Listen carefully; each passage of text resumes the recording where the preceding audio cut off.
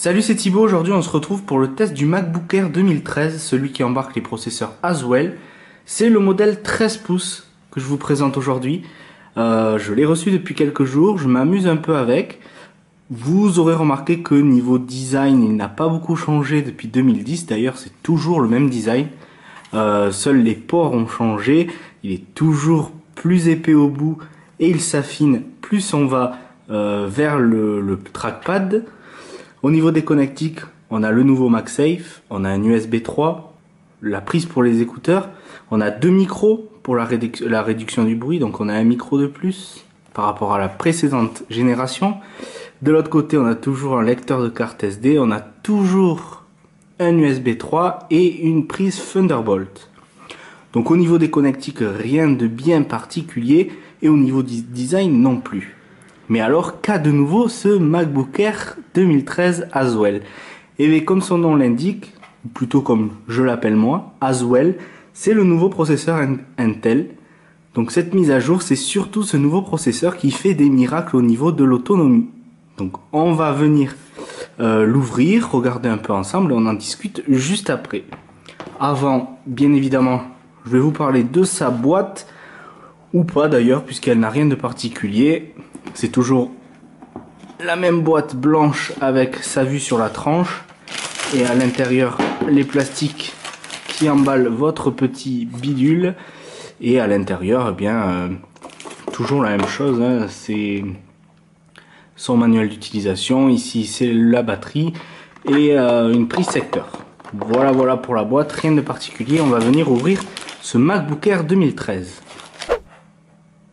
Alors une fois que vous avez allumé votre MacBook Air et que vous y avez placé toutes vos données, vous serez un peu surpris par son écran, sauf si vous êtes déjà habitué au MacBook Air. Moi je viens d'un MacBook Pro Retina et je vous avouerai que l'écran c'est même pas une dalle IPS, c'est encore moins un Retina.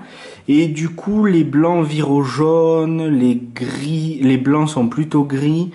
C'est très déconcertant au début, on s'y habitue évidemment, on s'habitue à tout de toute façon, mais l'écran mériterait vraiment une mise à jour et j'imagine que les MacBook Air 2014 seront Retina ou au moins auront une dalle IPS qui manque affreusement sur ces modèles. Ce qu'il y a de pas mal avec ces nouveaux MacBook Air, c'est qu'ils s'alignent sur la concurrence au niveau des tarifs. Là nous avons un modèle 13 pouces Core i7, 1,7 GHz, 8 Go de mémoire et 256 Go de disque dur en SSD évidemment. On tourne autour des 1500 €. Apple se gaffe toujours sur les SSD. Le modèle 512 Go, je crois qu'il fallait rajouter quelques centaines d'euros, alors que normalement le prix du marché n'est pas celui-là. Bref, les tarifs sont plus respectueux de la norme actuelle, du coup c'est plutôt pas mal. Comme je vous disais en introduction, la vraie nouveauté de ce MacBook Air 2013, c'est sa batterie. Sa batterie qui est beaucoup plus performante grâce à ce processeur qui consomme beaucoup moins. Et du coup, je ne sais pas si vous y voyez très bien ici, je vais rapprocher.